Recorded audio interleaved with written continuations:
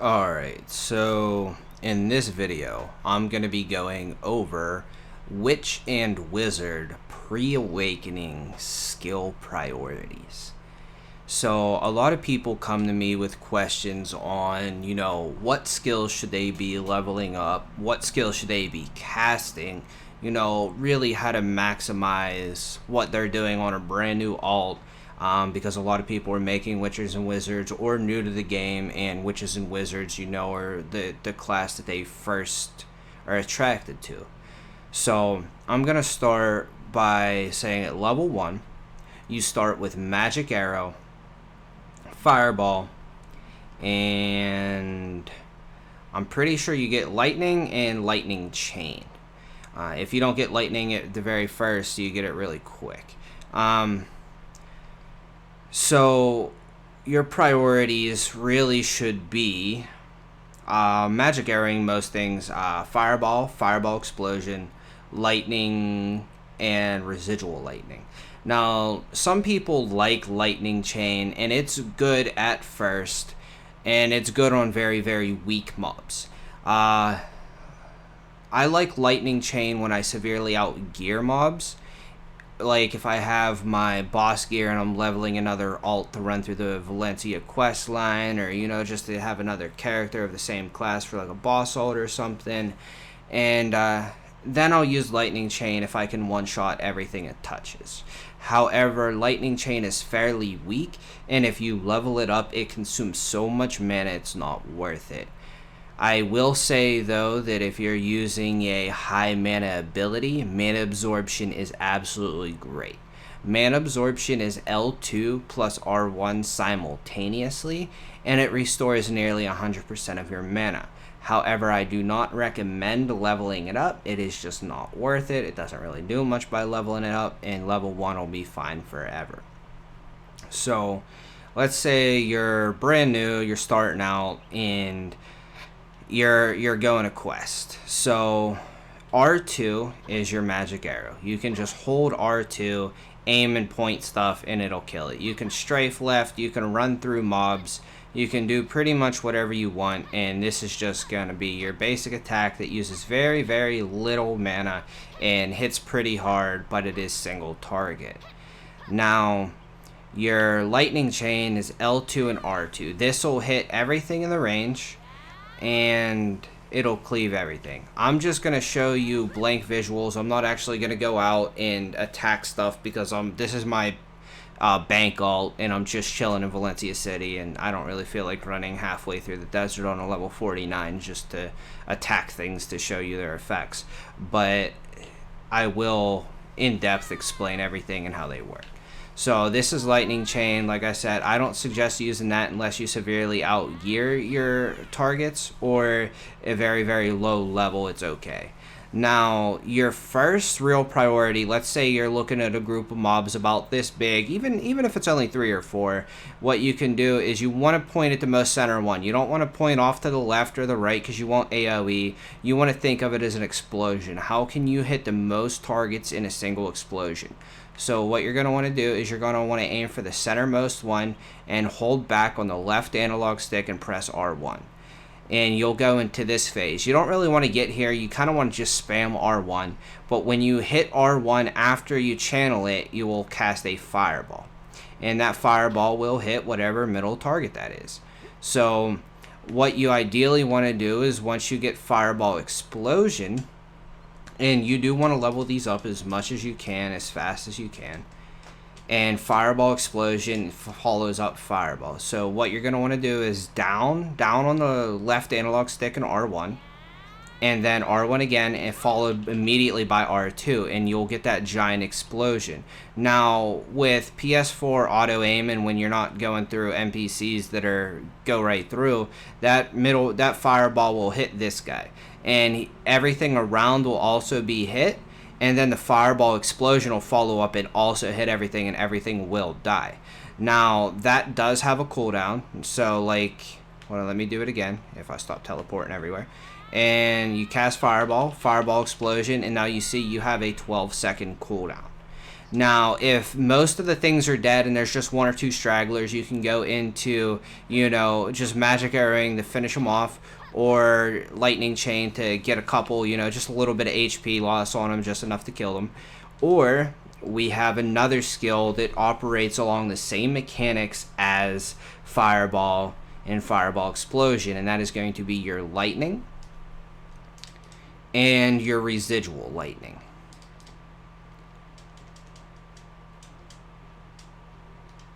So your lightning at first is down and circle. This is going to be my ultimate. After you unlock Black Spirit Rage and whatnot, you'll understand that's also down and circle. But down and circle is going to be this ability, and that's just going to cast a single lightning, and you're going to lightning, just like Fireball. And if you hold down on the left analog stick and circle, you're going to cast lightning, and then you follow up immediately with R2 and you cast residual lightning. Now that'll work the same way as Fireball Explosion, where it hits everything in a radius. So they're basically the same mechanics but with different elements. So what you're really going to want to do is, if you start getting into tougher mob packs that have a little bit more HP and you don't kill them with a single Fireball or Fireball Explosion, how you're going to want to initiate that is you're going to want to back on the left analog stick R1, R2, and back circle R2. And that's going to be your Fireball Explosion, followed by your lightning, residual lightning, and everything will be dead by then. So those are going to be your main priorities. Oh, wrong button. Now, Sage's Memory, it's cool and all, but this is mainly for like PvP, Blizzard, Meteor, stuff like that. I don't suggest getting this for leveling an alt at the moment. Eventually, this is a very important skill, but this is mainly for after you have Awakening and you're starting to come back in to buy some pre-awakening abilities to, just complement your Awakening. Magic Arrow, this is the one you wanna level this as much as possible, as quick as possible. You're gonna use it a lot. It's gonna do a lot of damage. Now, when you max it out at like level 50 or whatever, 49, you're gonna get multiple Magic Arrow. Multiple Magic Arrow is extremely strong. However,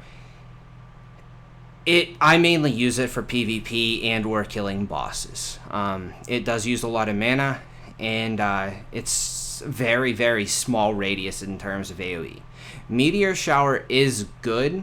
However, it does use a lot of mana, and it's on an extremely long cooldown. I pretty much only use this while I'm fighting extremely large packs of mobs and or bosses. I also use it a lot for PvP.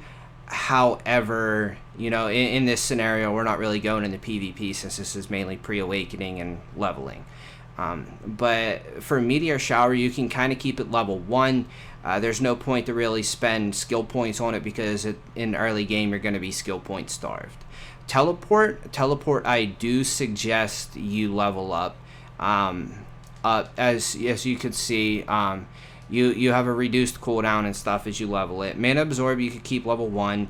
Magical Evasion, you can actually level up if you have the skill points. This is very, very low priority. Dagger Stab, you can skip, and Concentrated Magic Arrow, you can skip. Magical Shield is good to use. However, you will go very early game, and I suggest skipping this for the moment. Mana Absorb, we keep level 1. Lightning Chain is your personal preference, but I highly, highly, highly suggest you keep it just level 1. Because the more you level it up, it costs way more mana, and it's barely noticeable in increased damage, and eventually even max level with boss gear, like by the time you start killing like rogues and Medaya content, it doesn't even do anything. So I suggest skipping this and not spending skill points on it. Lightning Storm it's the flow pretty much after Lightning Chain. Since we're not leveling up Lightning Chain, we skip this. Freeze, it's fine to keep it level 1. This is mainly for PvP. You're not going to really use this too much in PvE, so it's not really important. I would skip this too. Speed Spell. Speed Spell is a ring menu slot only ability, and it is extremely important. I suggest you level that up as fast as you can, as quick as you can. And if we go over to we go back over to where speed spell is. I'll actually show you. Now, if you read that tooltip, you increase your movement speed by attack speed and casting speed to you and anybody in your party for 30 seconds. And as you level it up, you'll see those numbers also increase as you level it up. Now, 20% movement speed and attack speed and cast speed for 30 seconds is pretty huge, and it's only on like a 45 or 50 second cooldown. This should be used as much as possible anytime you're going to go open on a big pack.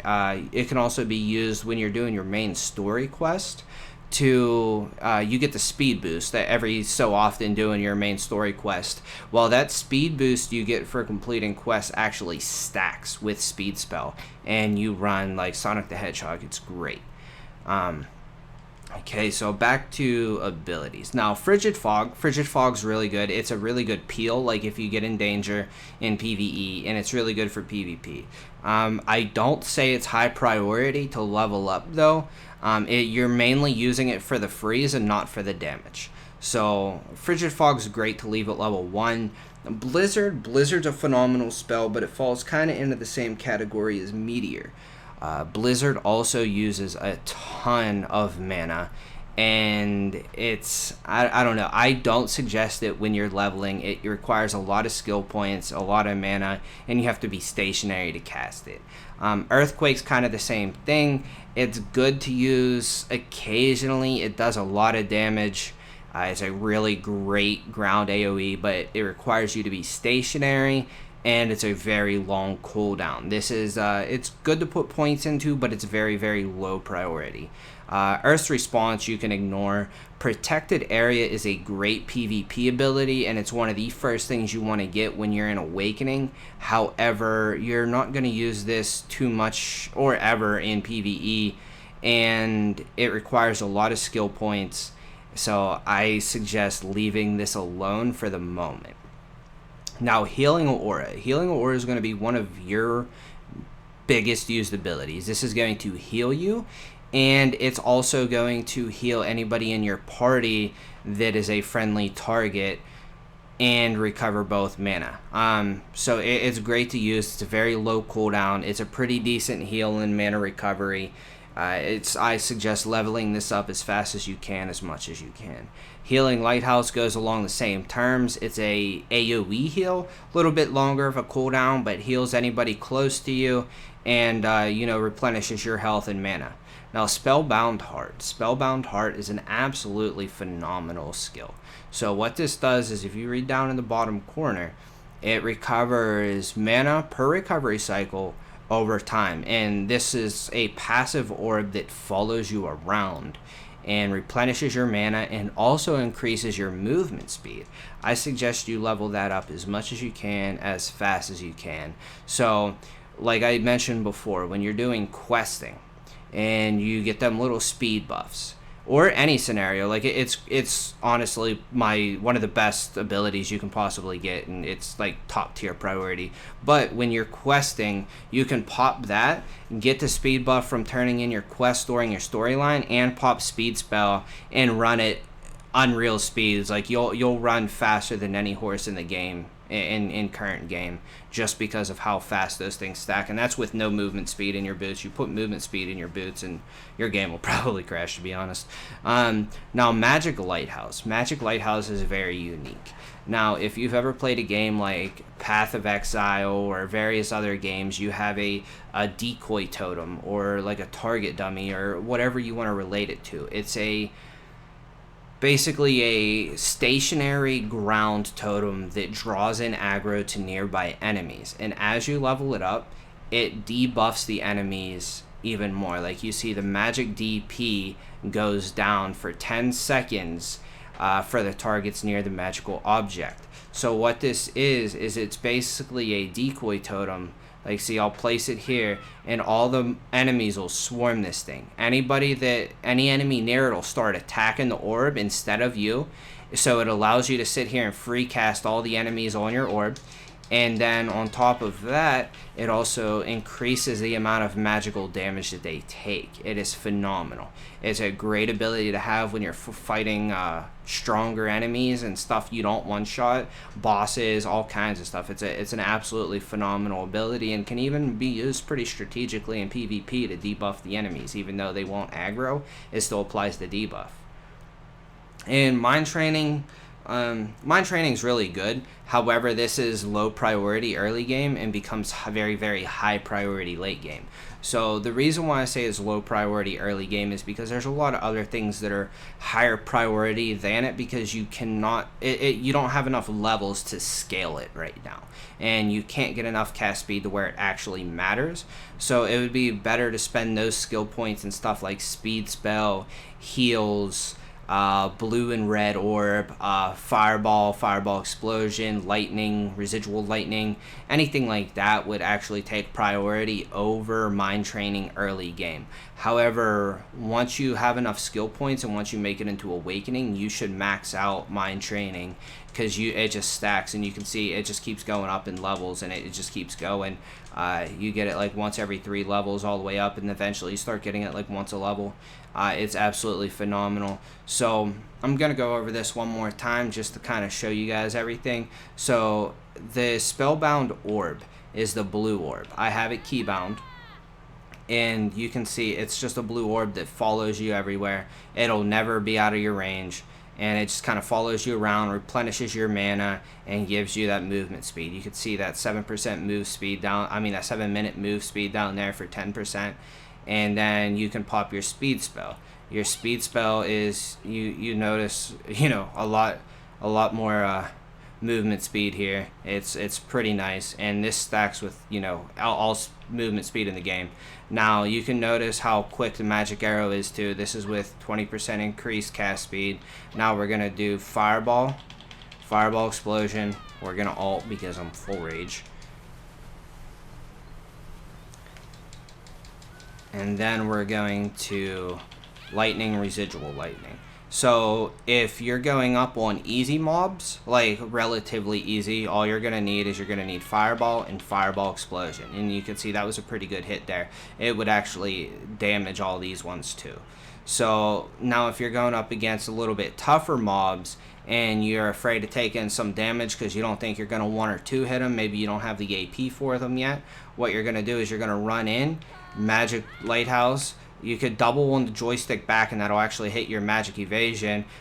Down R1, R2, down circle, R2. And what that just did is that cast your fireball explosion, and lightning, residual lightning. Now if you're fighting something really hard, or PvP and everything, you can always speed spell first, and then fireball explosion, lightning, residual lightning. And if there's ever like 1 or 2 stragglers left, just go in magic arrow, chain lightning, just to take off like 10% HP. But chain lightning should never be done as an opener because it just doesn't do enough damage, and it's just a worth. It's honestly a waste of your time and mana. But I hope this helps some of you. Wizard and Witch are identical up until Awakening. They should just kind of be honored the same. After Awakening, everything changes. But pre-Awakening, they are the same. I hope this helps some new players, some people trying to understand, what abilities they should do, why Chain Lightning and stuff ain't killing fast enough, or, why their clear speed on a Witch or Wizard isn't what it needs to be. Stay tuned. I will be doing an Awakening guide showing kind of what skills you should be getting in pre-Awakening, after your Awakening skills, priority list, what you need to keybind, stuff like that. And like I said, I hope this helps. Keep suggesting content. I'll keep releasing whatever you guys need help with. Make sure you follow me on Twitch. I do live Q&As every time I'm on. I try to just help the community. Yeah, I know this is a complicated game and it's poorly translated. And stay tuned, guys. Thanks for watching.